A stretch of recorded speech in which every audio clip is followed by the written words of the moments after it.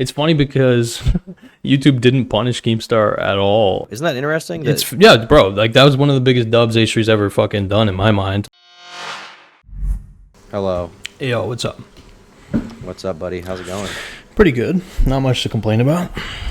You been watching the drama? Are you up to date? A little bit, yeah. You're talking about Super Mega?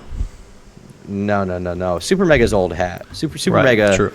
Super Mega's old hat. The I new think shit you're is right. Noah Samson. Are you in? Okay, actually, I started watching your video on this, but I'm not fully plugged in. What I understand is Illymation, whatever the hell.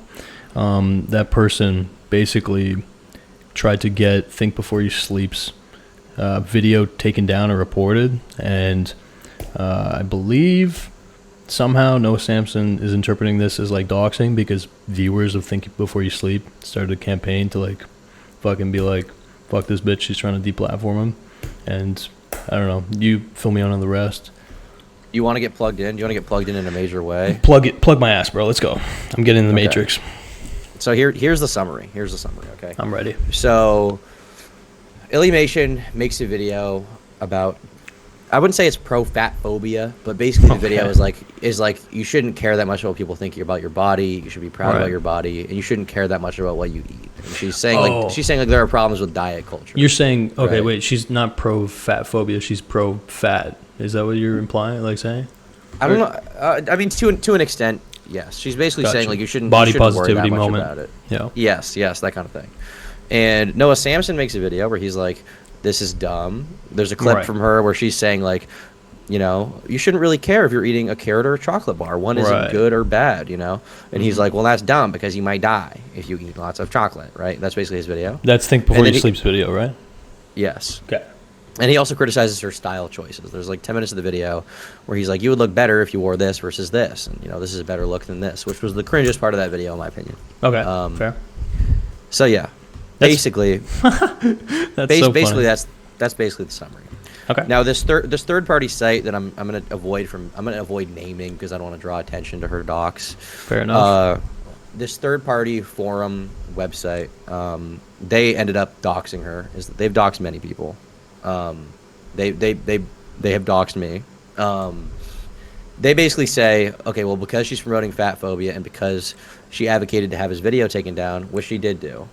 Right. She was like we should try to get his video taken down because it's leading to harassment. This site is like, okay, time to dox her, right? Mm-hmm. And they successfully do that. And then Noah Samson makes a video where he basically makes the case that Think Before You Sleep is responsible for the dox. Therefore, it is justified that Illy wanted the video down. That's basically his video. He's kind of danced around that point a little bit. He's been like, well, I never said deplatforming was good. And in the video, he makes the case that like she didn't really try to deplatform him because she only tried to get one video taken down, and it takes 3 strikes to have a YouTube channel go down. Right. Which I thought was kind of a silly argument, but that's basically it. And so the whole conversation basically revolves around like audience responsibility. Like, is a YouTuber responsible for if some people in their audience do a crazy thing? And by that extension, should YouTube punish someone if the unintended consequence of a video is bad things happening to a YouTuber? That's basically the question. Okay. Yeah. I mean, you already probably pretty much know my stance, which is like I don't want to empower YouTube to like make them more like make the process of them removing shit and like fucking over creators easier for them or whatever. But yeah, what I'm more curious about is like, is there any indication in the Think Before You Sleep video that he's like implying or fucking like leading anybody to like dig deeper into her fucking, you know, docs basically? I would say no. Okay. I would say no. He shows definitely not. He shows pictures. Sorry, does he show pictures of her like what she looks like in real life? And like, is that because I know that she goes by like a cartoon or some shit, right? He does, but that stuff is public. It's not like he like got private info. Gotcha. Or anything. But is that like the main reason she wants it down? Is like basically the dude like she just probably doesn't look good in the photos or something like that? She didn't really explain it. She just said the reason she wants it down is because she got doxxed and had to break the lease on her apartment. Right. And part of the argument from Noah is I Think Before You Sleep misrepresented her video, which then led to her being doxxed by those people. And maybe if he had been more honest about the video, or if he had represented her better, then maybe she wouldn't have been doxxed, or maybe those people wouldn't have taken that and run with it, you know? That's kind of part of the argument. Yeah, it's kind of a crazy kind of a crazy angle for Noah Samson to take. I mean, what the fuck? Like, is this what happened? Okay, so so that I can have like some cross analysis. What happens with like libs of TikTok? Right? Is she the one who doxes people, or she got doxed, or is it like both? Because libs of TikTok, from my understanding, is a person who sees clips of teachers, and she interprets that as them like pushing a woke agenda, kind of, or like pushing trans stuff on kids, and then she'll be like, okay, this is this person's name, go get him. Okay. To an extent, not like go kill them, but like they should be fired from their job. Yeah, basically. Yeah. So it's like kind of like leads a bit of like a cancellation or whatever for like someone, a teacher. Or whatever. Yes. Okay. Yes. Yeah. No, I'm just aware that Noah Samson obviously is like hypercritical of libs of TikTok. Okay. Fuck. So so the Ilya animation woman, did she say the actually explicit reason she wanted it down, or was it more like just vague harassment bullshit? Publicly on her Tumblr account, she said it was vague harassment bullshit. But that was another argument that Noah made. He was like, well, she didn't tell her millions of followers to take it down. I think Before You Sleep said she told her 2,000 Tumblr followers, which isn't as bad. And I guess it's not as effective. You can say that, but in my mind, it's still bad to encourage people to report a video. Right. Yeah. No, that's fair. Unless the video doxes someone, in which case, I mean, it's whatever.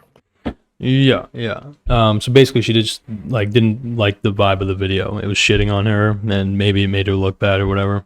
And so that's probably the main reason. Yes, but she herself didn't even watch the video. Actually, she said a trusted friend watched. Damn, this is such like a theme with these, and I kind of get it, because it's like, I don't know, people who I guess, because I don't know the full context, but like I know that a lot of online creators, like, they can't handle videos critical of them. You know what I mean? No, they can't. Yeah, which is, she was already mad. She like the reason she was mad is because of the hate comments initially. She hadn't even been doxxed yet, to my knowledge. Okay, and what is the context of her channel exactly? Like, if you can pin her, is it like political, or is it mainly just like opinion, like LS Mark vibe, like? I wouldn't say it's political. She's not like a cartoon reviewer. She's more like the Odd Ones Out. Okay. Oh, okay. She's I got kind you. of an Odd Ones Out. Like, it's like story time videos. Yeah. But the videos do touch on like political or social topics. That's wild. Like, there is social commentary. Very popular too. It is. Yeah. It's not super like deep social commentary, but it is social commentary. Okay, understood. Damn. All right. And so yeah, it's like a Jaden Animation type vibe. Yes. Yeah. That's a very good comparison. Yeah. Jaden Animations. Okay. Shit. Yeah. And okay, so just last question then. Were the pictures that Think Before You Sleep used, were those like were they pictures basically that were leaked? You know what I mean? Or did she? No, post they were public photos. They weren't like nudes or anything. They were like, here her hair looks bad because she styled it bad. Here her hair looks good because she styled it good. And when I talked to him about it after the fact, he was like, yeah, maybe I shouldn't have made that segment, but it's not against TOS. And as soon as Noah made the video, Think Before You Sleep's video went down. Like, it went down right away. Oh shit! And then within like a day or two, it was back up, which is interesting. Oh, sorry, it got taken down by YouTube. Is that confirmed or unknown? Oh no, that's confirmed. YouTube took it down. Wow. YouTube took it down. He said it was harassment, cyberbullying. Yeah. He appealed and they rejected it, and then it went back up, which is very weird. That is weird. That's like a schizo moment by YouTube. Shit. Okay. And I'm confused because YouTube took that action, but like she didn't do like a big campaign, right? Like that probably happened because of her Tumblr post. Is that safe to assume? I think. Well, the thing is, the video didn't go down until after Noah's video, so I think Noah's video drew attention to it. Okay, yeah. Sorry, I have worms in my throat. I'm just having a hard time. If it sounds like my voice is very grovelly, no, I saw you eating the mealworms. I hope you're feeling like you got your protein. No, I'm still eating it. I multitask. But anyway, this is good. This is good nourishment for my brain. Learning about fucking random horseshit drama. No, I'm good. Thank you. But anyway, the vibe I'm catching right now is Noah Samson's video kind of sounds a bit stupid, and it kind of sounds like he actually is drawing potentially more attention to the fact that she got doxxed. And like, I get that Ilya Animation probably is glad that someone's defending her or like on her side or like being empathetic toward her, but in my mind, I would wonder if Noah Samson asked her permission to like make that counter video, because I would I think they did talk about it. Got you. Okay, interesting. Okay, so she was supportive of the video. Damn. All right. I'm actually surprised that YouTube reinstated Think Before You Sleep's video. I wonder if I they're am gonna go too. back because I'm very perplexed because they usually don't walk back decisions like yeah, that. yeah, Especially if they're made because of public pressure. Because it seems like they took it down because of Noah's video. And I actually yeah. talked to Noah about this in DMs a little bit. I Oh, messaged him and asked him interesting. questions, and I gave him some answers too. And he basically said, he was like, "I'm very perplexed by the fact everybody's saying that I advocated for Think Before You Sleep to be deplatformed, to have his video taken down. I never said that." And I was like, "I mean, you don't have to explicitly say something for that to be your intention. Like, you basically defended the fact that you reported it. You outlined how his video, in your eyes, was the reason why she was doxxed.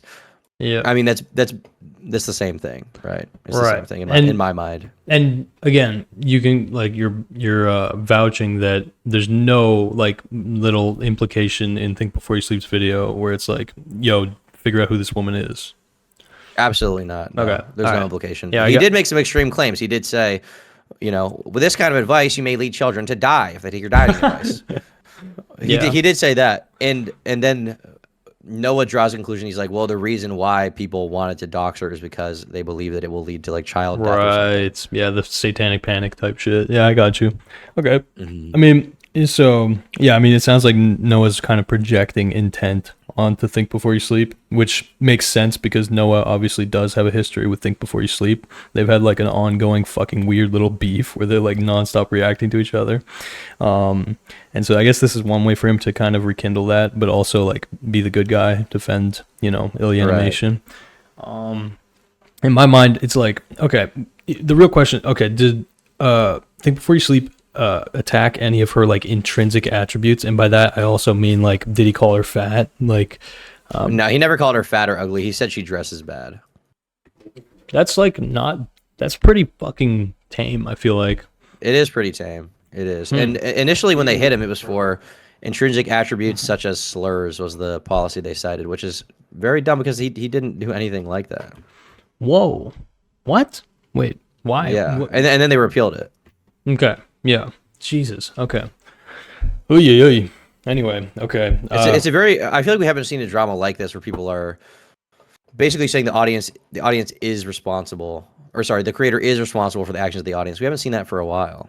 Right. What would be like another case where this was what people were saying? I mean, back in the day, Pokemon was getting shit from Leafy, and people were probably saying he's responsible for the actions of the audience, right? Yeah, that's facts. Yeah, okay. I mean, yeah, to be honest, I don't know what's interesting about this to you, because to me, I'm picking up that basically a big ass creator clearly wanted the video taken down, and they voiced that over Tumblr. It didn't really work over Tumblr, and then she got doxxed. Noah Samson basically came in more or less like the hero, like to defend her in a sense, and seemingly projected a lot of fucking intent onto Think Before You Sleep. And intent is like really hard to fucking establish. And if what you're saying is true, which is basically like he didn't even fucking like hint to giving a shit who the person actually was, like what her name was, any kind of dox, whatever. Yeah, I mean, it seems like kind of stupid. Like I don't know. I think part of what's interesting about it to me is that Noah Samson is a commentary channel, right? I mean, he's from a different perspective than Think Before You Sleep. Yeah, I mean, but like, he is like, he is a commentary channel, and undoubtedly, when you make commentary videos about someone, for every 1,000 normal comments, there's bound to be one person that's like, kill yourself, right? Yeah, like 100%. It's just bound to happen, and that's and undoubtedly. And I'm sure Think Before You Sleep will make this argument. He's probably gotten death threats from Noah's videos, which are not Noah's fault. Yeah, but that has happened. Yeah, it probably works both ways as well. Yeah, yeah. So in my mind, like Noah opens himself up to a lot of criticism and a very big door. Yeah, this. So I'm okay. I'm pretty somewhat familiar with Noah's content. I'm not fully fucking like educated, but I do get a vibe that yeah, I mean, he's certainly like very quick to defend the people who usually, I guess, women, you could say, but like also just like the weaker party, whatever, the underdog, I guess. In this case, it's kind of weird because she's not an underdog, but I guess the projection is that she's an underdog. Yes. Yeah, I'm not gonna. I don't know. Fuck, man. It's like, I guess I could respect him basically defending her, but yeah, using because the title is Think Before You Dox, right? And I read that title, and that's why I watched the video. I was like, damn, that's juicy. What the fuck? Think before you sleep, dox this woman. And that was my understanding from the title. Yeah. That was my immediate conclusion. That's not what happened at all. Right. Yeah. I feel like Noah's video would have been mostly somewhat disagreeable, but mostly fine. Yeah. If he had just gone after Think Before He Sleeps video and been like, the video's dumb. Yeah. But I feel like he went for this other outside argument that's very hard to make. And yeah, it's just weird because, like, I don't know. Again, like, blowing this up, it's like, I'm sure that many people have tried to dox Think Before We Sleep. I don't know if they've succeeded or whatever, but like, anytime, like, it's like the same shit. He'll, like, if Noah Samson covers like landlords, criticizes landlords who are fucking crackheads on TikTok or shit like that. I mean, if his fucking audience, which I'm sure has happened, like, try to figure out who they are and like fucking out them, is that his fault? Like, in my mind, probably like not. I don't know. No. Yeah. So yeah, but I mean, it's also that I think another part of it, which is like, not saying this is Noah's fault if this happened, but let's walk down his line of argument. I don't think that the people that are mad at Ilya are going to stop being mad or see the error of their ways now that they saw this Noah video. No, anything, they're right. Even harder. You're actually, that's a great point. Yeah, because now it's like, oh, the nemesis of Think Before You Sleep has spoken and tried to defend her, right? And it adds gasoline to the fire. That's totally facts, yeah, because Noah gets to rally up the troops and seem like a hero in front of literally his core audience, right? Like, that's like, right. He's literally preaching to the choir in a way. And so the question now is like, is it Noah's fault if she gets doxxed again? Dude, it's possible. I mean, I'm not gonna cap. Like, it seems like there was a slight positioning by Noah to actually, get fucking Think Before You Sleep deplatformed, or like potentially a little bit his channel affected, right? Like, it's sounding like that was kind of what he was doing. Like, if he could fuck up his channel a little bit, like, that's a dub. If he could like threaten his livelihood a little bit, and basically effectively like check him, right? Like, check Think Before You Sleep in a way that's like, appealing to the higher ups at YouTube, because obviously whatever Noah says, I think Noah already knows, as well as Think Before You Sleep. Like, they pretty much are at like a Mexican standoff where it's like they're probably not going to concede very much to each other except what they have to. No. And so, yeah, I mean, the one way that to get a leg up at that point is basically to appeal to deplatforming. This reminds me of this is probably much lower scale, but it reminds me of H3 and Keemstar, right? Because that was H3's whole thing. Like, he was trying to deplatform Keemstar.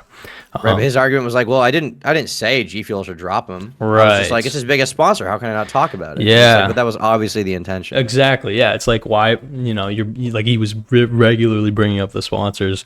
This is a very comparable situation, actually. Damn. Yeah, fuck. It's funny because YouTube didn't punish Keemstar at all until he dropped the fucking H3 video, and I shittily censored the gun and shit, and then Keemstar lost monetization. So I always think Before You Sleep, I'd be very cautious for a little bit at least. He's got like his GTA stars have gone up like by 3, I would say, for this, right? Like, people are paying attention.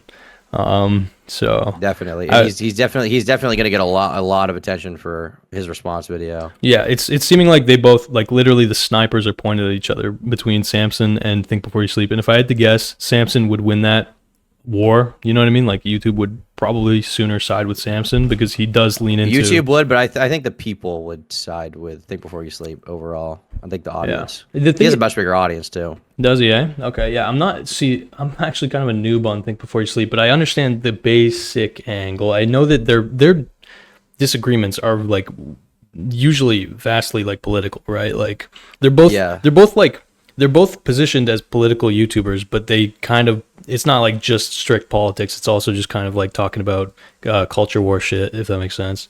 Yeah, I mean, Noah is like a leftist, and I don't think Before You Sleep is right wing, but he's like an anti-SJW, anti-woke kind of guy, basically. Yeah, I got you. Yeah, it's like, I think I understand. It's like kind of a Chris Reagan vibe, or like a harmful. You remember Harmful Opinions? Is it kind of like that? It's a Harmful Opinions vibe for sure. Right. Yes, okay. That kind of thing. That was a good channel.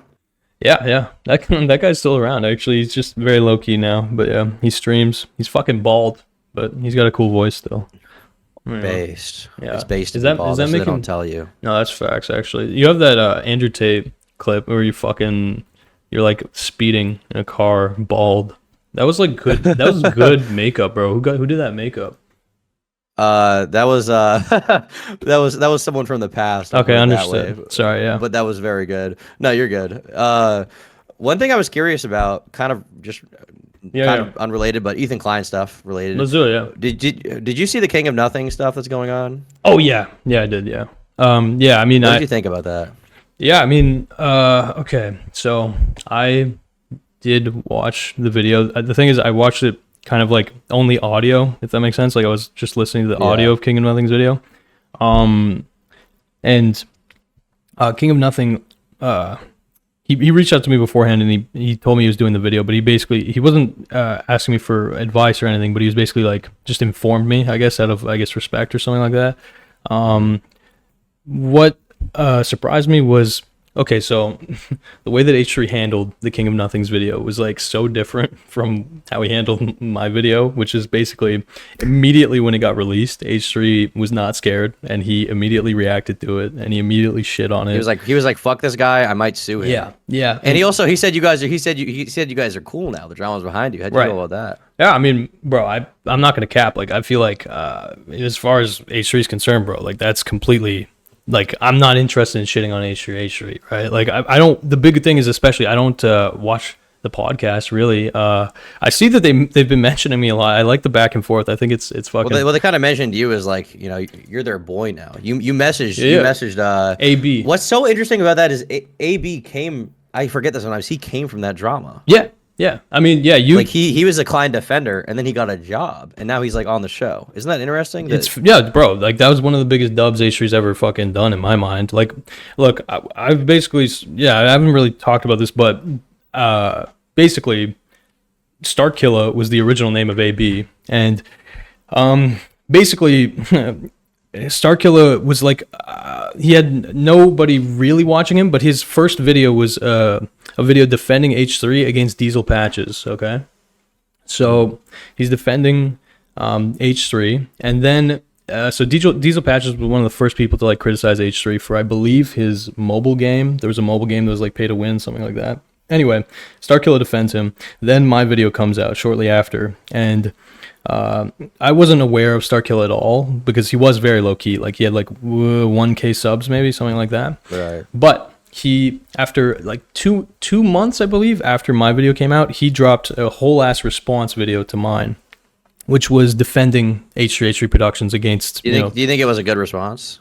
That was pretty good. There was some stuff that like I had a whole back and forth with him. Like I respected it. Like this is the big thing is like I understood what it took to like, because clearly Starkilla was actually making that video not with the intention to fucking get money, not with the intent. He was doing it for like noble, you could say, reasons. Like he genuinely liked H3, all this stuff. I think that like, I mean, it doesn't matter at this point, but like I've already responded to this fully. I gave him like a thorough ass response because honestly, to be honest with you, that was like, that really forced me to level up. That was like awesome to be like in the moment. I was like, oh fuck, damn, you know, somebody responded and like he's. You mean to force you to like strengthen your argument? No, exactly. No, yeah, basically it was like I dropped the H3 video. I was fucking 20. I was young, but also on top of that, 20 might not sound young to you because you've been in the fucking gauntlet since you were 15, basically. But anyway. It was my first ever criticism video. Okay, that's what's fucky. The H3 video that I made was my first ever criticism video. Yeah, it was your first commentary video. Yeah, which was a insane like way to enter the sphere because it's like go from basically no views to like 1 million fucking views. And but it didn't get that off rip. It was no. Memology shouted you out, right? Yeah. That was the one YouTuber who like responded to me or whatever. Memology, yeah, that's facts. I'm surprised you remember that, but yes, yeah, Memology shouted out the video. It's funny because I was talking to him beforehand, and I was basically whispering in Memology's ear, like, bro, I'm gonna content cop H3, and like most people who I would message that, they'd just be like, okay, bro, whatever. Like I'm literally a nobody, like obviously, but Memology was like all for it. He was like, oh yeah, dude, yeah, and he actually like had faith. And then when it released, he was like, dude, fuck yeah, and he promoted it. But the point is though, is that like I released that video. I had no fucking followers. I had nothing to like really, you know, understand how good it was or bad it was.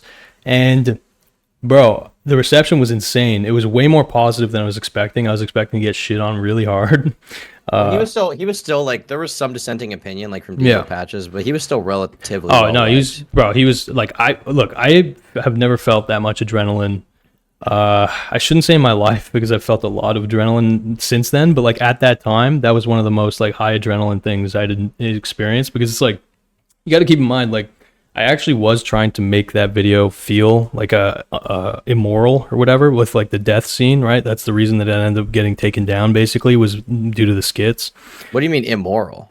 I mean that, so like, okay, are you okay with getting nerdy, or like what's the vibe right now? Let's get, that's always how they go. All right, let's do it. Fuck yeah, let's get it. Okay, so all right, I'm a little bit of a dorky fella, but in my mind, I viewed what I was doing with the H3 video as like very morally ambiguous, in the sense that it's like, oh yeah, I am basically going to try to tear down this other person in order to, you know, get views or whatever the fuck. I couldn't get money just because I lost monetization on my channel. Like this, the context of me making that video was basically, YouTube had like I had been on YouTube for about 8 years at that point, and I had been monetized. I had like a fucking MCN called Curse, which doesn't exist anymore, basically. But point is, I got kicked out of Curse because I wasn't getting enough views, despite me uploading more than ever. Like I was actually making videos. And long story short, the H3 video was like the last attempt from me to basically see like, is it worth actually trying to be a YouTuber? Because I had a bunch of jobs, I had school, like there's a bunch of shit basically that I need to do. And yeah, basically I was devoting a lot of my fucking free time to doing YouTube videos in a time when like my time was actually valuable. So basically that was like my last big attempt, like if I can fucking just get views now. And the fuck thing is that it worked. And so how many views did it get? Like 1.5 million? Yeah, it got 1.5 before it got taken down. The thing is, the views, you're right, the views were really weird, because it's like, okay, it gets released for 3 days, there's nothing, then Memology shuts. I remember it got dropped, it had like a few views, and then I think it had 27K after Memology shouted out. Yeah, something. Yeah, exactly. And then Keemstar shouted out. And you got to keep in mind, like I'm enrolled at university or whatever, college, and like it's exam season. It's like November, and so like I have midterms and shit. God. I have midterms and shit, and it's like, fail those. Okay, all right. I'll be honest. Be honest. Yeah, I'll be honest. I don't. Whatever. Fuck. All right. Yes. Like basically. Ace. Okay. Well, it was a situation where basically like, I was so full of adrenaline. Like it wasn't really anxiety, but it was like literal visceral adrenaline. It was like the most dopamine that I'd ever fucking gotten, because it's like every second you refresh, there's a comment, and like imagine basically getting edged for fucking like, 5 years, not getting views, such a whatever. Good feeling. Yeah, it was a good feeling, but it was also just like, holy fuck. So the problem was that I couldn't sleep. That was like the big thing. That was a problem. Literally? Yeah, I couldn't sleep for like, dude, for like 2-3-ish, give or take, weeks, potentially a month, my sleep was completely fucked. Well, maybe you should think before. Well, I mean, it's one. How much do you spend on Viagra? Wait, think before you sleep. I'm a genius, dude. Is that like a reference to a drug or something? Yeah, maybe you should skibbity before you got. Sorry to sidetrack. we can keep going. No, you're good. Just let me know if this is getting too nerdy. But yeah, point is. No, it's good. But like the point is I didn't fucking sleep. I couldn't sleep, and like I was very like there was no fucking drugs. I didn't have any medication to fucking sleep, whatever. Like none of this shit. It was just like organic little boy, way too much brain stimulation and activity, pure fucking stim, as if I was like just probably whatever like kids are feeling nowadays when they watch train wrecks, just like on a daily basis. But yeah, I mean, what ends up happening is like I got fucking accounting, fucking finance. I got like all these math fucking midterms coming up, and like, bro, I literally, dude, like me trying to do math when Keemstar is fucking messaging me, and I'm again like I had watched Keemstar for fucking 8 to 10 years before that. Like, you know what I mean? It was a very what the fuck is going on type moment. It was very this was my little fucking Cinderella story in a way. Right. It's funny because I made no money because didn't have a fucking MCN. I didn't have a contract or whatever, but like the attention was enough. But yeah, basically I was so stimmed that I couldn't fucking sleep. I couldn't focus. And I ended up going to my university office and I'm like trying to explain to them, these fucking normal humans, these normies, whatever you'd say, like. You were telling them about Keemstar? No. I basically just put it in as vague a way as possible. I was like, yeah, so I made a video criticizing someone online. And I'm getting I'm getting so much fucking attention. I can't focus. Can I have my midterms delayed? And they looked at me basically like I was a fucking idiot. And they said, yeah, no, you got to talk to a doctor. And so then I go to a doctor. And this is like shit. This is like a big annoying fucking bullshit because it's like to fucking go to. Anyway, I book a fucking appointment with the goddamn doctor, and I have to like do it really quick because the fucking midterms are coming up. And then I talk to like to get an excuse. Yeah. And so exactly. It needed to be like they weren't willing to basically just trust me, I guess, or whatever. And so I needed. But they were actually willing to entertain the idea that because Keemstar was messaging you couldn't do your. No. That is insane. Is this a Canadian school thing? I feel like if I told this to my professors in college, it would have been like, bro, I don't care. No, I didn't tell my professors because the professors would not have given a single fuck. But I was telling like the admin or whatever, like the fucking like the people who, I don't know, they just fucking sit at the office all day and do nothing, pick their fucking noses and like, you know, click boxes on the computer. But anyway, respect to all the administrators out there. But anyway, but basically they didn't entertain it at all. What I'm saying is that they basically rejected my fucking thing. They were like, no, just get a no from a doctor, you dumb fuck, you dumb idiot. Oh, okay. Do what the rest of these white girls are doing, which is just go to the doctor and lie. Anyway, being naive, stupid fucking young boy, I go to the doctor and I basically tell him the truth again. I'm like, okay, so yeah, I'm like getting a lot of negative attention online, and this is like some old crusty pedophile looking doctor. Sorry, that's rude, but it's like an old man, and so he's hearing me say this shit, and not only am I probably speaking Chinese to him, but he thinks he like clearly thinks like I'm a dumb fuck, like just like you should have just told him I feel like you have like insomnia or something. Exactly, yeah, I phrased it like such a dumbass. I basically got like I failed the fucking speech check like hard, and he basically said, yeah, I can't in good conscience just fucking like write off your exam. He's like, he literally said, it was the weirdest thing. He was like, okay, go to this different branch, which is like a less ethical fucking, you know, branch or whatever. Really? Yeah, and he literally said, go to this branch and just lie to them. They'll say what you need. Yeah. Oh my god. Yeah, he for some reason he like gave a fuck about his reputation. He was like, yeah, I'm not willing to do this for you, but like these guys will. And so yeah, wow. And then I went and I fucking 6 side quests later, I went to this place. And I just fucking lied, basically. I was just like, yeah, I can't sleep, whatever. And I got a note for one of my exams, and then I had to write 3 of the other ones. I passed 2 of them. Fucking statistics, I did fail. Thankfully, it's a midterm. It wasn't the end of the world, but it was like a big L. It was like, I remember I watched, I think it was fucking Peterson, maybe. I don't know. I remember watching like a Jordan Peterson fucking clip before the exam, and there's this weird feeling when you enter an exam and you know you're gonna fail, like you just, I don't know, I entered the room and I looked at the paper and I was like, oh yeah, this is literally Chinese, like I have no fucking idea what this says. And it's like this weird moment where it's like, man, yeah, I'm failing this. And it's like you have 2 hours to just kind of like cope and accept, like, yeah, this is 100% like an L, fat L. It's like 30% of my grade just gone. L. Do you think there could have been a chance you would be okay? Or were you going into the test where you're like, this is over? Oh, it was one of these things where the night before, basically, like I was trying to study my ass off. My brain was totally fucking fried. And I was studying, and I studied all night. But the second that like I did any of those practice exams or whatever, I was just like, oh yeah, bro, like I'm fucked. Like I have no clue. I have no clue what the fuck I'm doing. So I had kind of a similar experience, which is when I was in school, when I wanted to drop out, and it was like the entire time I was in school, I didn't want to be there, but I was kind of just like, okay, I'll just make it work because like YouTube isn't viable or something. I don't know if it's gonna work out. And then like at a certain point during my 3rd semester, I had like the shittiest dorm in the world. Yeah, Like, you told me about it this. Yeah. it was so bad. There was no air conditioning, and I was sweating my balls off. And I remember Yeah. asking them what I should do, and they were like, "Well, you can't get an air conditioner because it uses up too much electricity," I think is what they Right. told me. But you can get a fan. So I got a fan, and that did not solve it. I was sweating my balls off every night. I couldn't sleep, and the classes were just fucking mind-numbingly stupid. Yeah. And I was fed the fuck up. And so eventually, towards the end there, I was committed. I was like, I'm just gonna start doing Adderall and making videos, and I'm gonna Yeah. make this fucking work. I was like, I'm Yeah. gonna make this fucking work.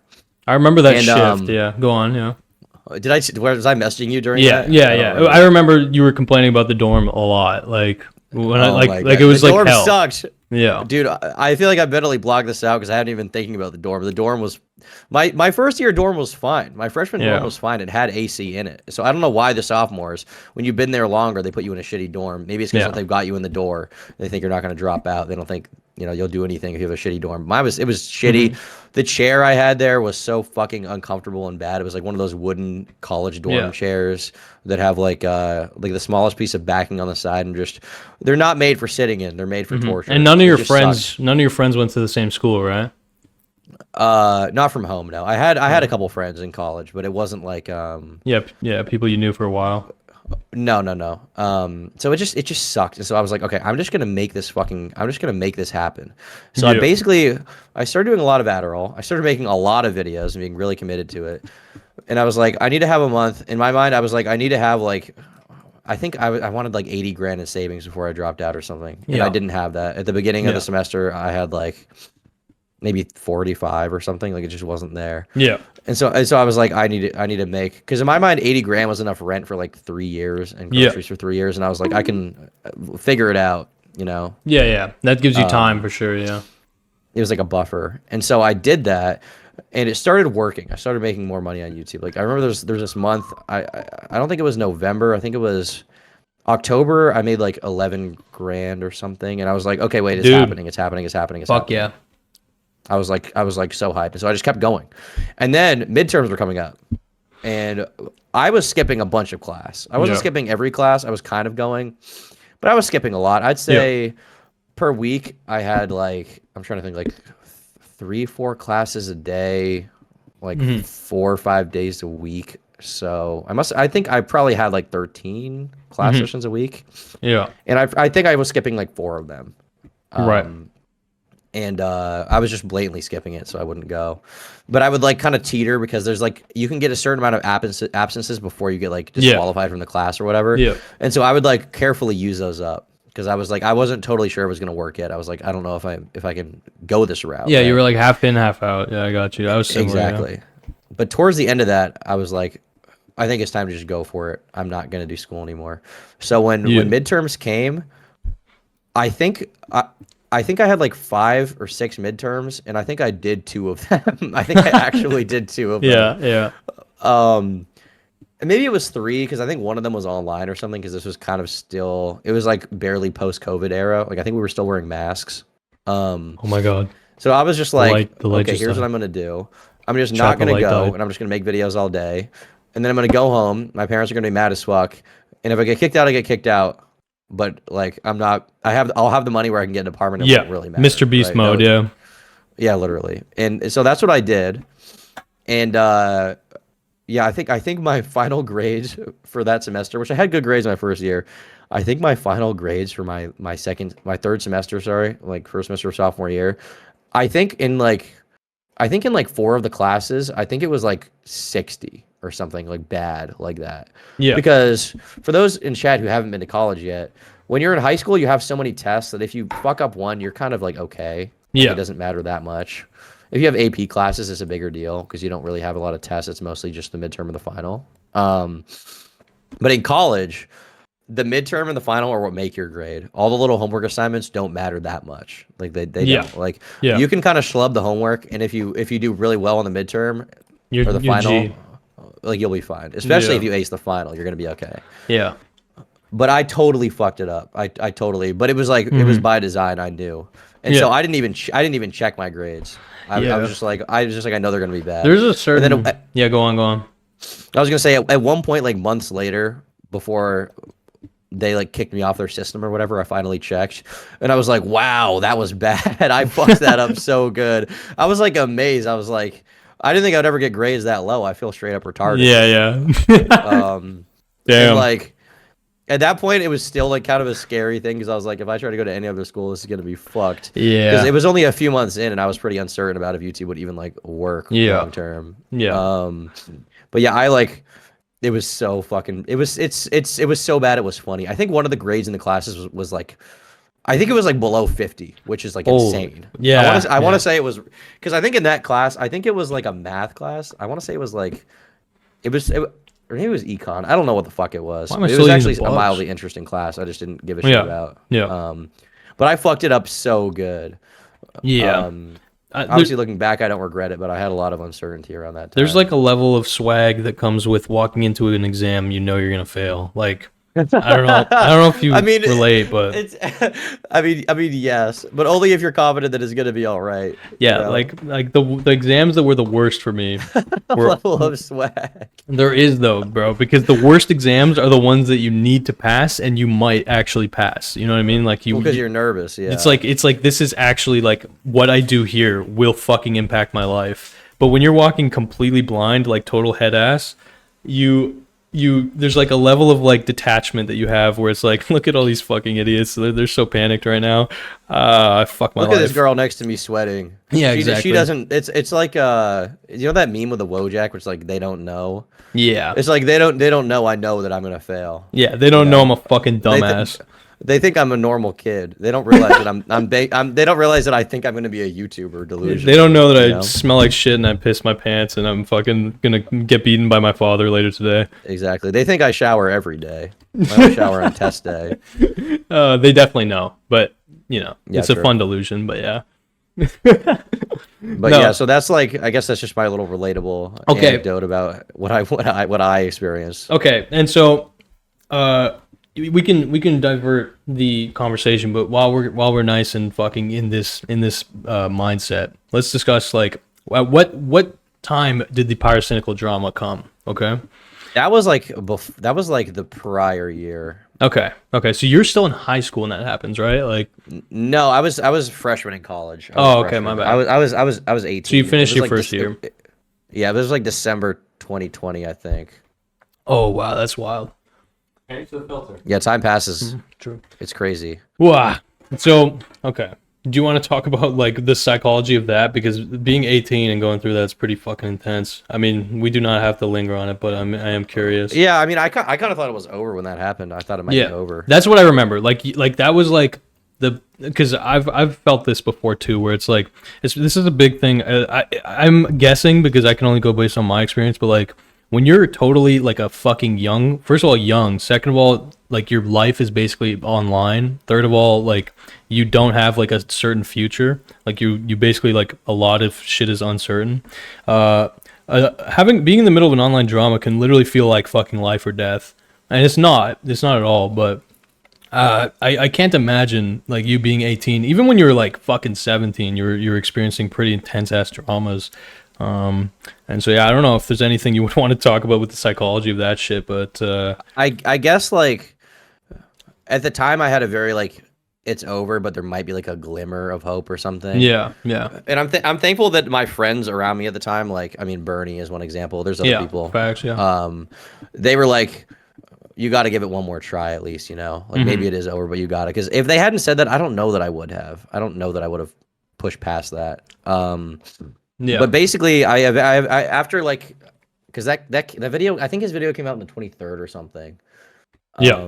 Of like December. That's so right wild. before Christmas. That's so wild. Yeah, it was kind of it wasn't like a totally shitty Christmas, but it was kind of like a well fuck. You know? Yeah. It was kind of shit. Shit. Because at that time I was like, I had been posting consistently, really for the first time on YouTube, and I was actually making money. Yeah. It was all looking good.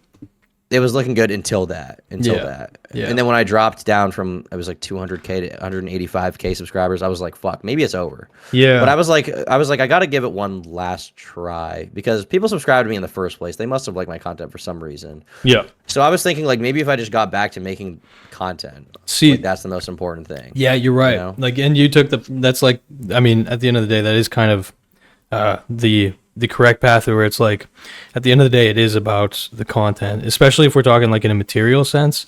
Like as long as you keep creating and obviously improving as well, right? Like learning from your fucking mistakes and shit like that. But like as long as you keep creating and iterating and shit like that, like, you know, the audience will fucking come, or they'll fucking like, you know, eventually fucking arrive. If it's good, they will pay attention. Yeah. Sometimes even if it's not good, but you know, the consistency is like important, is what I'm saying.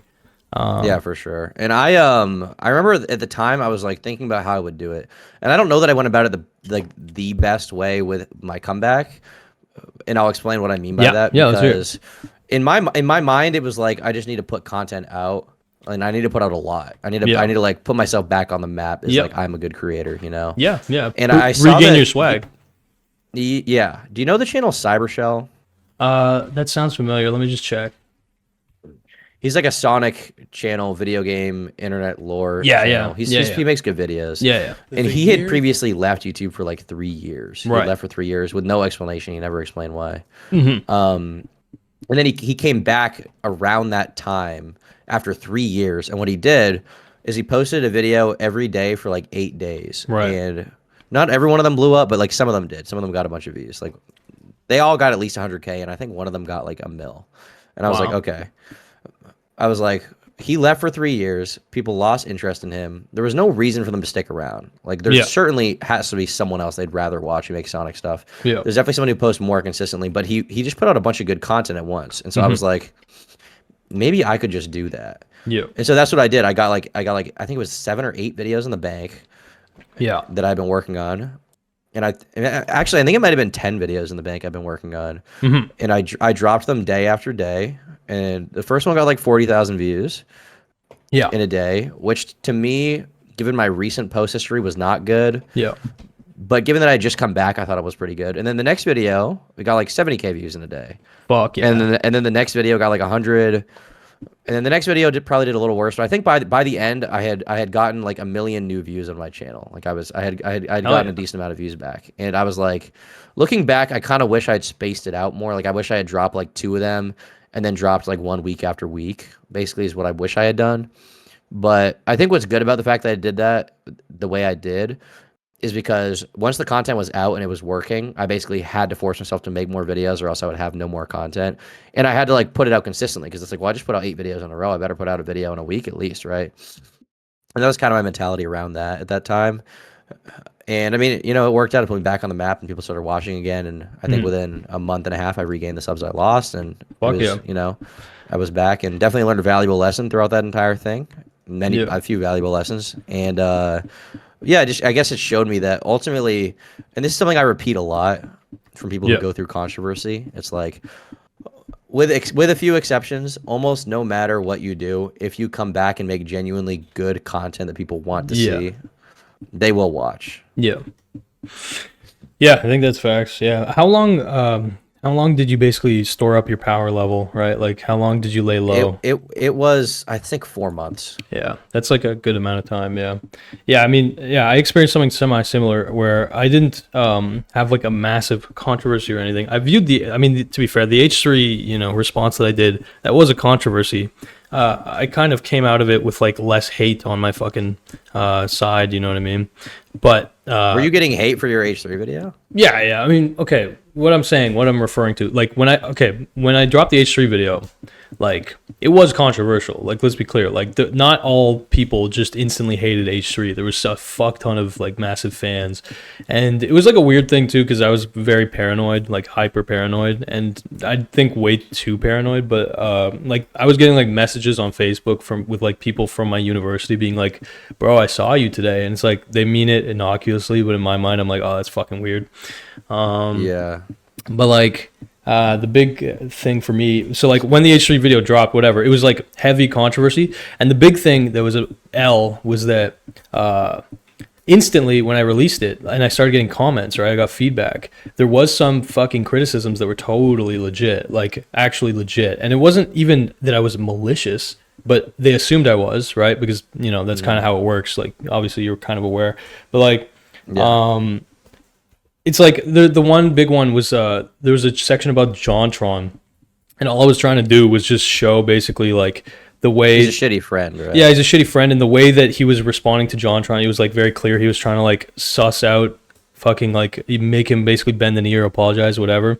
Anyway, but the point is that I was cutting from Ethan to JonTron, and in my mind it was like obvious that I was like cutting out fat, but instantly like people were saying like, yo, you cut this out of context or whatever.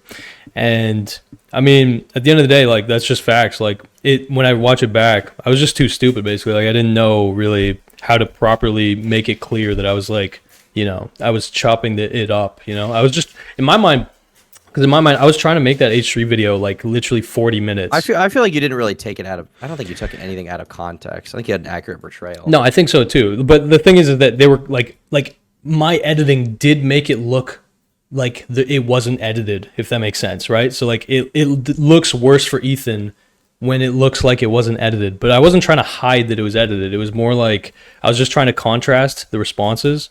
Like I wasn't trying to deceive anyone, but like people pointed it out, and I was like, oh fuck, true. That's like a context. I feel like some issue. of it also though is when you're making videos like that, you're just trying to trim out the fat and get the most essential. That stuff. was exactly what it was, yeah. Because it's like when I was editing that JonTron part, I still wanted the video to be short because all the content cops, I was literally basing it off of the leafy content cop basically, and I was like, this is like 20 minutes. Exactly, it was like 20 minutes. So I was like, and plus I was like a nobody, so I was like, nobody's gonna want to listen to me for this long, but eventually, like, holy fuck, like the video just evolved to the point where it's like, wow, man, this is like an hour and a half. And I remember at this time, it wasn't normal to upload a fucking hour and a half long. No, that was like, back then, everyone was still on like the 10 to 20 minute wave. Yeah, and it's weird because one of the first YouTubers to ever reach out to me after the H3 video dropped was The Right Opinion, who we both knew. Like, he started NCO, more or less. He was like... Around that time, I think he started making long videos around that. No, that's exactly what he fucking said to me. He basically was like, bro, you're a fucking genius. Like this actually might be the wave, like making these long form videos. This is where it's headed. And that's like basically, and I took that as like, I wasn't sure if he was like just glazing or whatever, but like clearly, like, I don't know. I just, in my mind, it was embarrassing that it was an hour and a half. You know what I mean? It was like, in my mind, it was just like, I clearly fucked up. What is blood yapping about? Yeah, literally. It's like, first of all, it's like, yeah, what am I fucking yapping about? Like, clearly I can't condense my thoughts. But also, it's like, wow, that's really harsh. Like, to drop an hour and a half on H3, you know what I mean? Like, people didn't used to drop movies about YouTube. Yeah. That was, like, rare. Yeah, and it was, like, it seemed vicious, too. And, like, obviously, you know, the whole framing, which is, it is a joke, but it's, like, also, the actual framing of the video is, like, killing him, too. So it's, like, you know, it's fucked up to drop a movie on a guy about his death or whatever. Obviously, again, it's not an actual threat, which I feel like was obvious, but I understand how like a random dude could watch that and be like, yeah, I'm buying a gun or whatever. Like I know that H3 flexes now that he has like a shotgun, and I'm like, yep, that makes sense. That makes total sense. Fuck, he's been doxxed too, right? Like he got his fucking. Now that wasn't related to my video, but like I remember. He was. I think there was some crazy guy said he was going to come to his house. Yeah. So like, there is real psychos, and then I was like trying to portray myself as a psycho in that video. But it's like a tongue-in-cheek type thing. Yeah. Well, it was okay. Was it totally intended to be a joke? Like that's the weird thing. I didn't understand my power level at all. Like at all, right? Because again, I released this hour and a half long video, and it was almost like out of like I didn't think it was. I thought it was finished, but like in my mind, I was just like, I should trim this down to 40 minutes, right? And like I showed it to my brothers who are younger than me and have even less like fucking understanding of like the YouTube space and like how to make arguments and shit. So like I don't have other YouTubers to send this to. Nobody was like, none of my friends really, they all liked H3, you know what I mean? Like nobody really got it. And so in my mind, it's like you send this shit to somebody, they don't really know what the fuck to think or like to give their opinion. So like basically I showed it to my brothers and I was like, shouldn't I cut this down? And they were just like, no, just post it. Like, just get this over with, because, I obsessed about it for like a month and a half or something. And it was, getting to exam season. It's like all these fucking pressures. It's like, fuck it, post it, whatever. And that just worked. That just straight up worked. Like, it was massively successful, whatever, like, especially relative to my fucking size. It was insane. And yeah, I mean, like largely, like, I kind of had a feeling it could absolutely take off, like, without a doubt. Like, that's why I felt so much adrenaline. But at the same time, I didn't really know what the fuck I was doing, like, clearly. It's also like, you may have a feeling, but if you think realistically about it at the time, it doesn't really make sense that it would. Yeah. It doesn't make sense that it would get more than like 20,000 views, right? Yeah, which 20,000 would have been dope. Like, I wouldn't have. That was actually the fucking weird thing, bro. Was it started to get so much attention that I realized, like, oh fuck, like, H3. Not only is H3 gonna see this, but he might respond. And then he did a weird thing where he responded, but he basically bent the knee in the sense where he's like, he just agreed with all. He didn't watch the video. He was like, everybody, what you're saying is right. I am those things. Yeah, exactly. Change. Yeah. And then he kind of leaned into those things a little bit for a while, but yeah, pretty much. And then eventually, we get fucking evidence that he has like my name in his fucking search bar, all this shit. Like, there's a lot of lore that came after the fact, but like that initial video, like, it's flawed, absolutely. Like, I was literally level 1 fucking noob. I was curious, like, how do you feel about that video looking back? Do you like agree with what you said in it, like the basic points, or is it just the execution? Let me think.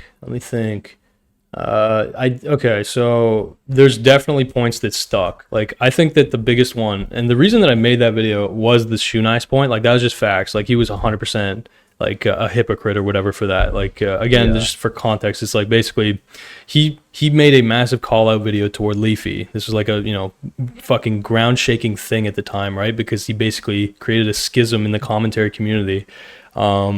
He called out Leafy for basically bullying fucking fat people, autistic people, whatever. Like, saying it's like children. It's saying it's like mean spirited. And it's like, dude, it's like this guy's clearly got a mental problem or whatever. Like Joey's World Tour, he was like, this guy's got an eating problem or whatever, and he's just making fun of him. Anyway, and so like I picked up on a habit where he was just like, basically he baited Shoe Nice into fucking. He gave Shoe Nice, like 2 years later during the podcast arc, he had like this real nasty kind of side to him at the time. Like, again, I don't really follow now, but like I just picked up where it's like he totally gave Shoe Nice this weird false hope of coming on the podcast, and then he was toying with him. Yeah. He was 100% toying with him. Like, this is something that he tries to undermine, or he tried at the time. Like, again, this is shit.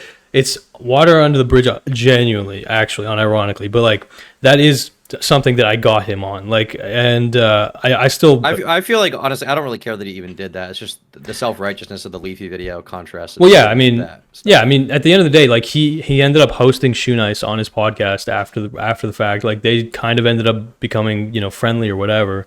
And it's like, whatever, like every fucking criticism that I had, he literally, in his response to his podcast, he brought on fucking PewDiePie, he brought on JonTron, he brought on the PewDiePie part was so awkward, bro. It's crazy. It's just, he was like, so are we cool? PewDiePie's like, yeah, we're cool. I don't even. It was like very like, what the fuck is going on, bro? But it's like, dude, I'm not gonna cap. Like, PewDiePie could have gone on there and just fucking said like, this Gokanaru guy should die, and I would have just been like, oh, that's fucking awesome. Like, bro, the idea that PewDiePie is like in the fucking video responding to me, it's like, bro, that's such major swag, because now he's fucking retired. You know what I mean? I feel like. What did John say? I don't even remember the John thing. I remember PewDiePie calling in though. JonTron basically said something along the lines of like, yeah, he didn't blindside me. That was the big thing. So like my argument was like, clearly it looks like H3 was like blindsiding JonTron, trying to like fucking like force his hand. And JonTron basically came on and basically, even he was in this weird set, but he basically was like, yeah, he didn't blindside me. We kind of talked about it beforehand, and like I knew it was gonna come up. It's just like when it came up, I was awkward and I didn't know what the fuck to say, and he was kind of trying to coax it out of me. But like, he didn't just blindside me. Like, it wasn't being a bad friend, which was fair. Like the JonTron part was probably the worst part of the video, realistically. Or do you think it's possible that John lied for Ethan's sake? Or? Well, yeah, of course. But like, I mean, you know what I mean? It's like, I can't argue with that. It's like the same. It's like the same shit with like did H3 fucking, tell someone at YouTube about my video? And it's like, he says he didn't talk about it with Susan. I okay, like whatever. The whole thing in my mind was In just the like, absence of evidence, you can't really. well, yeah, no, like I just take people for their word, right? Like I'm not a fucking I'm not like omnipotent at all. Like I have my suspicions, but at the end of the day, like that was the big thing in my mind, was just I wanted a response. I did want him to respond, because in a way, I got a lot of closure from that, bro. Like that was like really cool. It was fucking cool, bro. It was fucking dope as hell. Like I think I forget the number, but like the combined subscriber count of all the people who came on to like defend H3 was like 150 million or something like that, with PewDiePie, JonTron, fucking William Osmond, H3 themselves, and then what was it? Wait, was William? I don't even remember. Was William Osmond a part of that video? Yeah. I don't know if he's arguing with him. Oh, that was funny. It was something along the lines of like H3, since William Osmond was a kind of a smaller YouTuber, H3 brought him onto the podcast, gave him like a 20-minute segment, and then just kicked him off and was like, and he was like, "Okay, it's time for you to go." Yeah, I remember that. Fuck off or whatever. And it's funny because he brought. Did you watch every episode of the H3 podcast to make that video?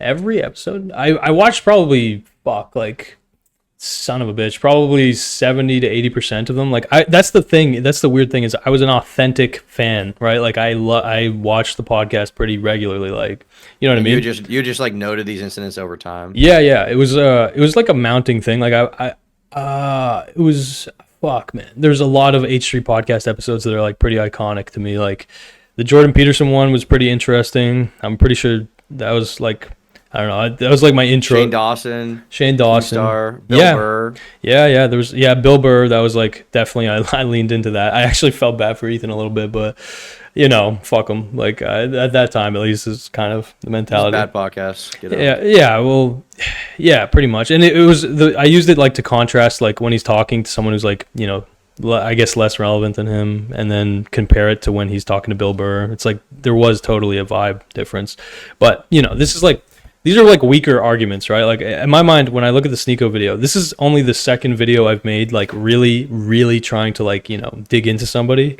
And in my mind, it's like the evolution is so clear. Like it's not completely different level. But yeah, it was a fucking crazy experience, bro. I feel very lucky, honestly, like very lucky. And yeah, just at the end of the day, it's like PewDiePie, fucking dude, like that's in my mind, that's just like very cool. It's like my childhood self can fucking rest or whatever. Yeah, I don't know. But yeah, long story short though, I'm a big fan of like so like after that I basically fell off for like fucking 2 years, which basically means I just didn't post, and like that was more or less just nerves, but also like COVID being fucking like throwing my life around a bit.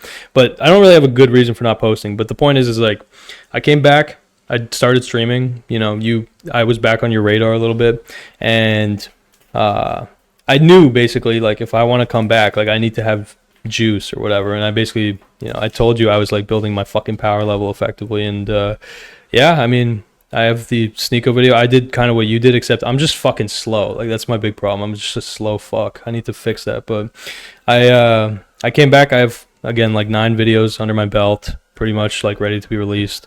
And yeah, I mean, I dropped the fucking Sneeko video. That's pretty much. Are you gonna be posting those videos soon, buddy? Yeah, I swear, bro. I swear. Pinky promise. I swear they exist. I'm like an idiot, like to an extent, but I'm getting better. Like I think that people can tell I'm getting better. I mean, the streaming consistently is a good sign. That's a very good sign. Yeah, the Clips channel, fucking. How was the Clips channel doing? I just started one of those myself. Wait, you're saying like an authentic Clips? Like it's just basically like reposting shit from the streams? Yeah, exactly. Yeah. Gotcha. Okay. Yeah. I mean, Clips channel's doing pretty good. The big thing is I just need to lock down the systems, right? Like I don't know how you do it, but you have your editor, and I'm imagining that you talk about a segment on stream, and then you send the editor notes, and then he'll just make the video more or less. Basically what I do is like after stream I go through it to remember all the segments, and then I send it to them, and I'm like, okay, this segment roughly starts here, this roughly starts here, and then I do the rest. Right. Like you don't make them watch the VOD. Well, they do. I mean, they do watch through the whole thing eventually because generally, like, I feel like for the streams, I feel like probably like 70% of it gets clipped in some way, which is by design, and that's because like I have like a outline plan before I go into it. Apart from the Fortnite stuff, we're even starting to clip some of the conversations like this or whatever. Like, I think we just clipped a combo you and I had. Hell yeah, bro. Hell yeah. But yeah, like we just got this new thing that my editor recommended we use for organization to keep track of what we're doing. It's called Notion. Cool. It's this thing that's free for up to 10 people, and basically it's just a good way to keep track of like who's working on what at what time, because they were realizing, like, because I was just sending them so many clips, they were like, okay, well, this clip we maybe forgot to do, or like we prioritized a video over this clip, so we didn't get it done. And so basically it keeps track, so I can see what they're working on at all times, basically. Okay. That makes sense. That's the thing we just started using today. My editor recommended that. Yeah. But yeah, the system part is kind of a pain in the ass to get down. Yeah, that's my biggest weakness is setting up like systems that are fucking like efficient. You know what I mean? Like every week when I do stream, I basically rebuild my fucking PC and all my setup and all this shit. Like I have a different camera angle every time, and it's just because I don't have like a static place that I record. But yeah, right. I mean, at the end of the day, like this is all. Do you want to have that, or do you like the aesthetic of having like no static place? I like the aesthetic of it, but at the same time, it's like I could still have better systems, right? Because every week I'm like looking for the fucking components, the cables. I'm like checking if the fucking camera's even charged, which is like sometimes a problem. So it's like basically just disorganized fucking idiot, like every week, right? So it's like I can stream somewhere else, but have like a designated, like, you know, this cable goes there type shit or whatever. But yeah, do you feel like the system you have in place for like the editors and everything around that is good? Fuck, no. I need to improve that. I am improving that, but like it's getting better. Like I'm slowly iterating, whatever. But it's really a situation where basically like I'm my problem. My boy Saplow is with me here. He's one of my fucking editors. He's chilling, but basically it's like one of these things where right now I don't know how you deal with this, but I'm like getting pulled apart in like fucking 8 to 9 directions every day, where it's like I have, for sure, you know, I'm talking to fucking SB on like merch shit.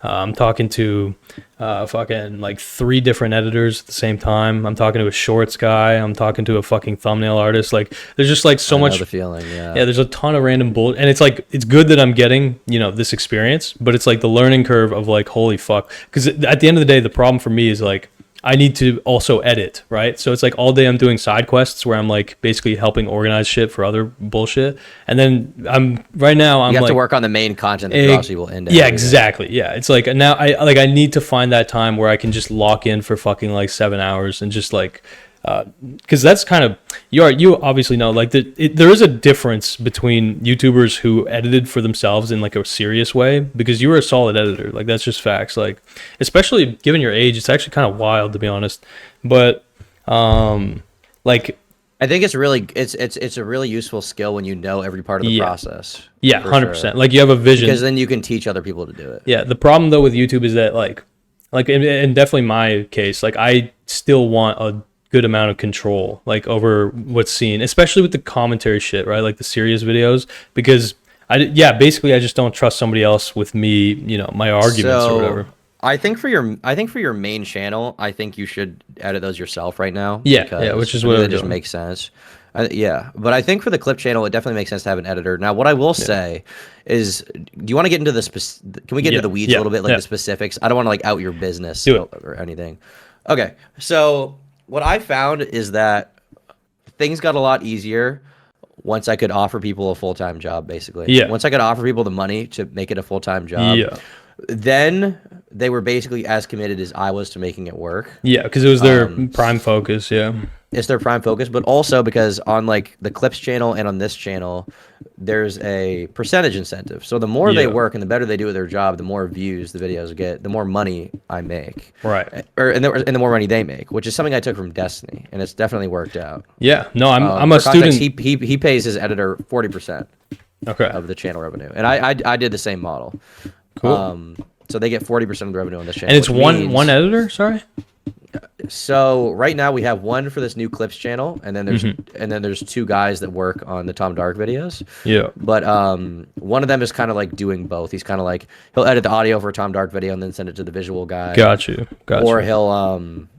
he'll help with the clips channel, like running it and edit some of them, and he'll like instruct this new guy. Yeah. But basically, what I found is that this being pulled in different directions thing is a thing you'll go through in phases, and that's Yeah. the phases is the recruitment process, because when you're recruiting Yeah. someone to your channel, you have to spend a lot of time teaching them Yeah. what to do and how to do it. And it's not necessarily even a skill thing. Obviously, that's a part of it. But a big part of it is like carrying through your vision, which is a very Yeah. hard thing to teach someone how to do.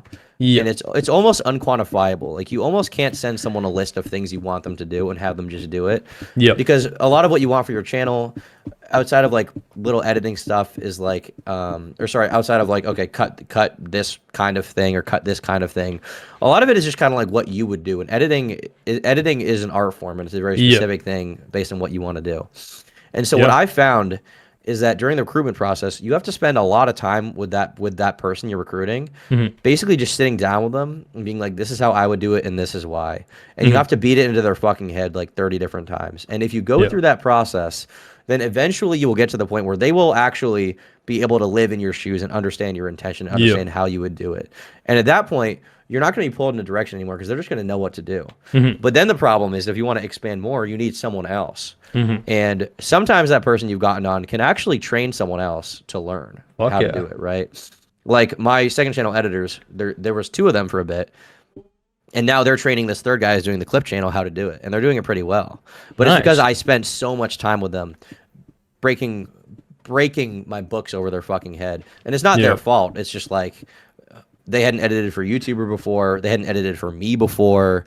There's a lot of specific things that I wanted done. And so I had to like basically reform their brain around They how need wanted to edit the video. they need to soak in your semen to, absorb your swag, basically. Exactly. And I definitely made them soak it in, and I definitely came a lot, And basically the way it works is like you just have to constantly goon with them until they themselves can goon for you, and then you can start edging. What? Right? You can start edging because you don't have to dedicate all your time to gooning with them. You can edge yourself. One sec. And what I mean by edge yourself, what I mean by edge yourself is you can work on the content you actually want to work on without having to constantly come. Right? You don't have to work on like teaching them how to do what you want. You can just work on what you actually want to do, which is finding ways to make the best content that actually brings people into the channel. Right? 5 minutes.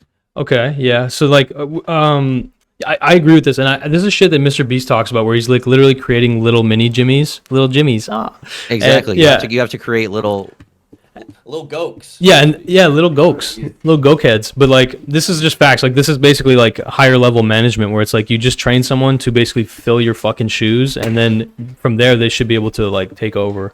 Exactly. And then you find new shoes for you. But yeah, you're 100% right that like the big static I experience is basically like, basically if I'm not fucking employing someone, their prime revenue, like, they have another job. Like, I'm kind of navigating that shit. We're like slower to fucking release clips. They're less relevant when they get released.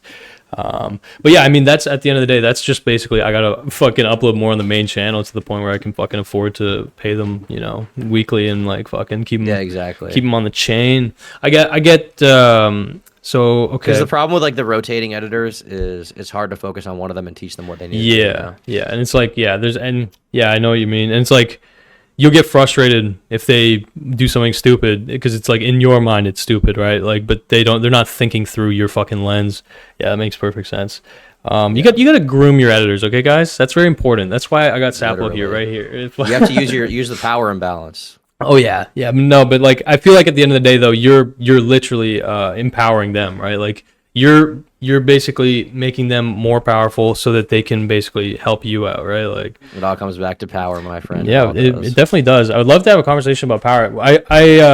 This is a good conversation, but my boy One Dime just came in and he's got an update on the Kendrick Lamar Drake beef. I don't know if the camera first of all. The camera's right there. Over there. You're good. I actually have to go to catch a flight. I want to be honest, rap music is retarded. What's up, One Dime? Wait up. Sorry. Wait. What? Sorry. Wait, I'm talking to One Dime. 1 sec, Tom. Okay, you're good. Kendrick dropped a second diss. Yay. Kendrick dropped a second diss track, bro. I'm so hyped for that. I'm so hyped for the Kendrick diss track. But wait, this might be juicy, Tom. You don't give a fuck, eh? Bro, this is the ultimate No, I also beef. I have to get on a flight. Okay. To This is Miami, the ultimate so- beef. Okay, wait up. Tom's got to go. So I'll just Yeah, I gotta go anyway. God bless, Tom. Fuck. Okay, I will talk to you another time for sure. But thank you for the talk. Trust me, bro. Like, I'm a student of the game. I'm fucking taking notes. I'm trying to be taken seriously. So I appreciate that you're doing the Whatever same. you do, don't take notes from One Dime. That guy's a communist. Okay? Be careful what he says. Understood, If he's bro. gonna tell you to pay your editors more. No, pay them the least amount you can pay them while Yeah. still making them work for you. You gotta know. You gotta get to know him better, I think. But like, yeah, I appreciate that though. That's good. I mean, I agree with you. I'm being reductive. I'm Yeah. talking shit. No, he's just fucking. I'm being reductive. It's because he's a Fucking Hassan drop a fan. Kendrick on Okay. me, buddy. Yeah. No, yeah. Anyway, Anyway, Kendrick on me. he's gonna fucking drop a diss track, bro. No, You're gonna man. be like 1-2, buckle my shoe, Turkey Tom, fuck you. You're gonna do that kind of shit. Yeah, like Dr. Seuss book on Or your is that ass. more of a Drake type thing? You're gonna be like Jingle Bells, Turkey Tom smell, that Yeah. kind of thing. Yeah, you'll be fire. fucked, bro. Yeah, he's gonna actually just show up at your house and just shoot you in the head. No, I'm just kidding. Well, that's I don't Shout know. out. Apparently, this rapper beef is going nuclear. Anyway, okay. Have a good night, Tom. God bless, bro. Thank Thanks, you. bro. Take it easy. Likewise, Bye, bro. Saplow, bye One Dime. Y'all suck. Bye. Bye. Wow. Yo, Tom yeah. said bye to you guys. Anyway.